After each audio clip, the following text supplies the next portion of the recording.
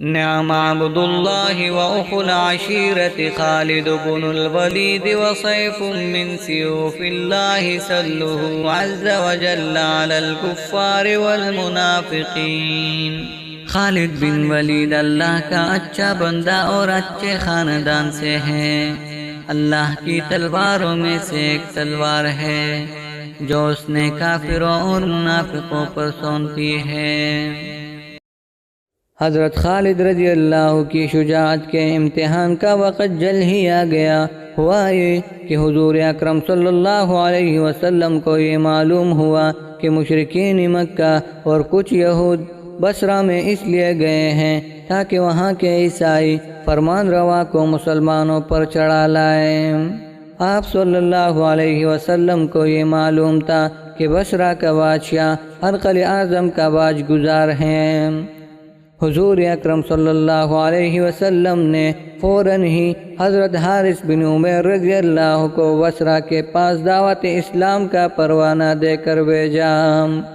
جب حضرت حارث رضی اللہ شہر موتا پہنچے تو وہاں کے گورنر شرجیل بن عمرو غسانی نے انہیں گرفتار کر کے شہید کر ڈالا۔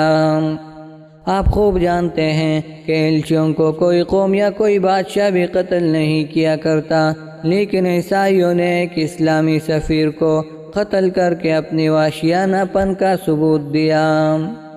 ہرقل اعظم کو جو عیسائیوں کا شہنشاہ ہے یہ چاہیے تھا کہ شرجیل کو معزول کر دیتا اور حضور اکرم صلی اللہ علیہ وسلم سے معذرت کرتا، مگر وہ اپنی سلطنت کی وسیع پر اتنا مغرور تھا، اس نے مسلمانوں کو حقیر سمجھا، نہ اپنے گورنر سے کوئی باز پرس کی، نہ ہادی اسلام محمد رسول اللہ صلی اللہ علیہ وسلم سے معافی چاہی۔ جب حضور اکرم صلی اللہ علیہ وسلم کو حضرت حارث رضی اللہ کے شہید ہو جانے کی اطلاع ہوئی تو آپ صلی اللہ علیہ وسلم کو سخت صدمہ ہوا، مسلمانوں کو بھی بڑا رنج ہوا۔ حضور اکرم صلی اللہ علیہ وسلم نے فرمایا، عیسائیوں نے ایک مسلمان کا ناحق خون بہا کر ہمیں اعلان جنگ دیا ہے، ہم نے اعلان جنگ قبول کر لی۔ آپ صلی اللہ علیہ وسلم نے فرمایا، مسلمانوں کے خون کا ایک قطرہ ہرقل اعظم کی سلطنت سے زیادہ قیمتی ہے۔ آپ صلی اللہ علیہ وسلم نے اسی وقت اعلان جنگ کر دیا۔ سرفروش مسلمانوں کی آمد شروع ہو گئی، 3000 مجاہدین جمع ہو گئے۔ حضور اکرم صلی اللہ علیہ وسلم نے اپنے ہاتھ سے جھنڈا تیار کر کے حضرت زید بن حارثہ رضی اللہ کو، جو آپ صلی اللہ علیہ وسلم کے آزاد کردہ غلام تھے، اسے عطا کیا اور اسلامی لشکر کا سپہ سالار مقرر فرمایا اور کہا، اگر زید بن حارثہ رضی اللہ شہید ہو جائیں تو حضرت جعفر بن ابی طالب رضی اللہ سپہ سالار ہوں گے، اگر وہ بھی شہید ہو جائیں تو عبداللہ بن رواحہ رضی اللہ سپہ سالار ہوں گے، اور اگر وہ بھی شہید ہو جائیں تو پھر مجاہد اسلام کو یہ اختیار ہے کہ جسے پسند کریں اسے سپہ سالار مقرر کریں۔ اس لشکر میں بڑے بڑے معزز مسلمان تھے۔ ایک حضرت جعفر بن ابی طالب رضی اللہ تھے جو ہاشمی تھے اور حضور اکرم صلی اللہ علیہ وسلم کے قریبی رشتہ دار تھے۔ دوسرے عبداللہ بن رواحہ رضی اللہ تھے جو روسائی انصار سے تھے۔ تیسرے حضرت خالد بن ولید رضی اللہ تھے جو مکہ کے معزز لوگوں میں شمار ہوتے تھے۔ ایسے معزز لوگوں کے ہوتے ہوئے جب حضور اکرم صلی اللہ علیہ وسلم نے ایک غلام کو سپہ سالار کیا تو بعض لوگوں نے، جن کے دلوں میں تمول و عزت ہی کی قدر و منزلت تھی، چرچے شروع کیے۔ حضور اکرم صلی اللہ علیہ وسلم نے بھی سنا۔ آپ صلی اللہ علیہ وسلم نے فرمایا، کس قدر افسوس کی بات ہے کہ تم اب تک بھی جھوٹے نسب پر فخر کرتے ہو۔ اسلام اس فخر کو مٹانے اور مسلمانوں میں مساوات قائم کرنے آیا ہے۔ تم میں اللہ تعالیٰ کا نزدیک وہ بندہ ہے جو زیادہ پرہیزگار ہے۔ حضور اکرم صلی اللہ علیہ وسلم کا یہ ارشاد سن کر چرچا کرنے والوں نے معذرت کی۔ آپ صلی اللہ علیہ وسلم نے مسلمانوں سے مخاطب ہو کر فرمایا، دیکھو یہ مہم حارث بن عمیر رضی اللہ کے خون کا قصاص لینے کے لیے ہیں۔ اول دشمن سے قصاص طلب کرنا، اگر وہ قصاص ادا کر دے تو ہرگز نہ لڑنا بلکہ دعوت اسلام دینا، نہایت نرمی سے گفتگو کرنا اور اس مقام پر بھی جانا جہاں حضرت حارث رضی اللہ نے ادائے حق کے فرض میں اپنی جان دی ہے۔ چنانچہ آپ صلی اللہ علیہ وسلم نے لشکر مجاہدین کو رخصت کیا۔ مجاہدین ہرقل اعظم کی زبردست سلطنت سے ٹکرانے کے لیے موتا کی طرف روانہ ہوئے۔ شرجیل والی موتا کو یہ اندیشہ تھا کہ کئی مسلمان اپنے سفیر کا انتقام لینے کے لیے یورش نہ کر دے، اس لیے اس نے مسلمانوں کی نقل و حرکت معلوم کرنے کے لیے بہت سے جاسوس مقرر رکھے تھے۔ ان جاسوسوں نے اسے اطلاع دی کہ مسلمانوں کا لشکر انتقام لینے کے لیے چلا آ رہا ہے۔ وہ گھبرا گیا، اس نے فوراً فوجوں کو فراہم کرنا شروع کر دیا۔ 1,00,000 سپاہ اس کے پاس جمع ہو گئے۔ اس نے ہرقل اعظم کو بھی مدد کے لیے لکھا۔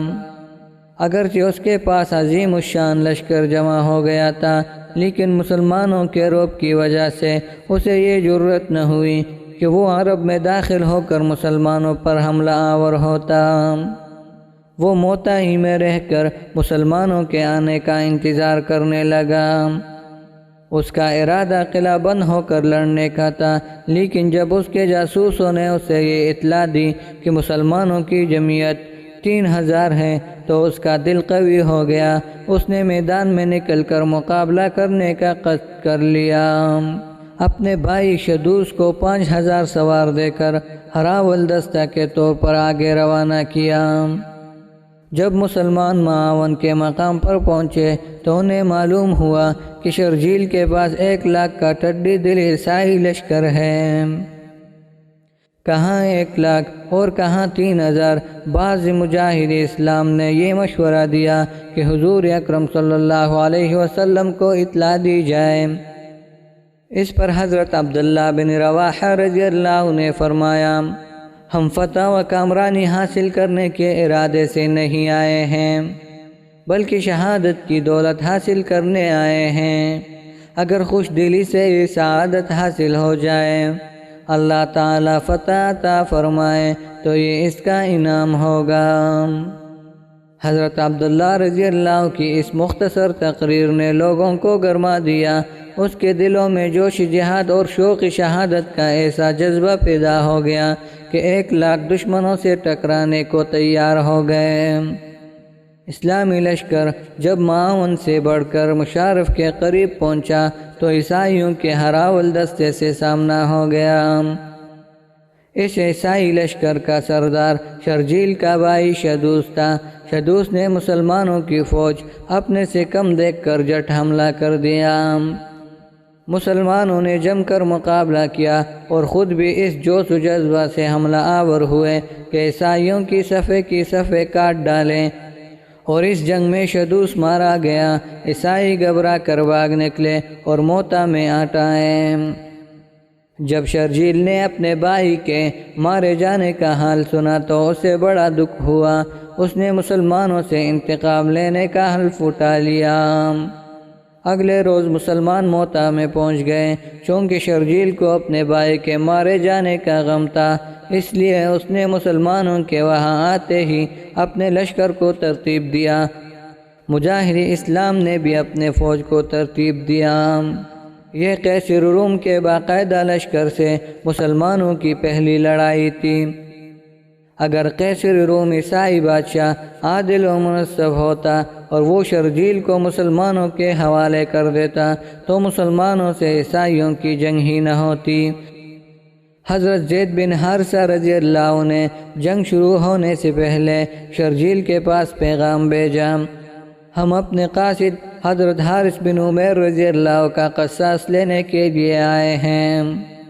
اگر تم قصاص ادا کرتے ہو تو ہم تم سے کوئی تعارض نہ کریں گے، واپس چلے جائیں گے۔ جب یہ پیغام شرجیل کے پاس پہنچا تو چونکہ اس کا لشکر 1,00,000 تھا اور مسلمان کل 3,000 ہی تھے، اس لیے اسے سخت ناگوار گزرا، کیونکہ اس کو اپنے فوج پر بڑا یقین تھا، اور اس نے یہ جواب دیا، تم بھوکے ننگے عربوں کی یہ بھی مجال ہوئی کہ ہمارے منہ لگو، ہم تمہیں ہمیشہ حقیر و ذلیل سمجھتے رہیں، تم ہماری اطاعت کرتے تھے، ہمارے ملک میں ملازمت اور تجارت کے لیے آتے تھے، ہم تمہارے پرورش کرتے تھے، آج تم ہمارے مقابلے پر آئے ہو، اور تم لوگ نہیں جانتے کہ ہماری قوت کس قدر زیادہ ہے، ہمارے پاس اتنی فوجیں ہیں کہ ہم سارے عرب کو جب چاہے پامال کر ڈالیں۔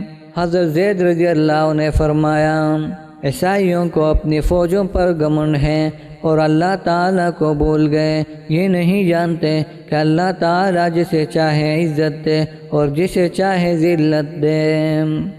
پھر حضرت زید رضی اللہ عنہ نے اپنے لشکر سے مخاطب ہو کر فرمایا، اے مجاہد اسلام، ہم نے اتمام حجت کر لی، دشمن لڑائی پر آمادہ ہے، ہم حق پر ہیں، اللہ تعالی ہماری حمایت کرے گا، ہم جنت کی متلاشی ہے، جنت شمشیروں کا سائے میں ہے، اور اللہ تعالی مجاہدوں سے پیار رکھتا ہے، جیسا خود اللہ تعالی نے قرآن شریف میں فرمایا ہے۔ اللہ تعالیٰ ان لوگوں سے محبت کرتا ہے جو اسلام کی حمایت میں دیوار آہنی کی طرح جم کر بغیر کسی لغزش کے لڑتے ہیں۔ یہ سن کر مسلمانوں کے ایمان تازہ ہو گئے اور اللہ تعالیٰ کی خوشنودی حاصل کرنے کے لیے باوجود تعداد میں دشمنوں سے بہت ہی کم ہونے کے آمادہ بجنگ ہو گئے۔ اگرچہ وہ دیکھ رہے تھے کہ عیسائیوں کا ٹڈی دل لشکر چاروں طرف حد نگاہ تک پھیلا ہوا ہے، لیکن ان پر ان کی کثرت کا کچھ بھی اثر نہ تھا۔ تھوڑی ہی دیر میں عیسائی لشکر کو حرکت ہوئی۔ اس کا اگلی قسط کے لیے ہمارے اس چینل کو سبسکرائب کریں اور گھنٹی کی نشان پر کلک کریں تاکہ ہر آنے والے قسط کا نوٹیفیکیشن سب سے پہلے آپ تک پہنچے۔ شکریہ۔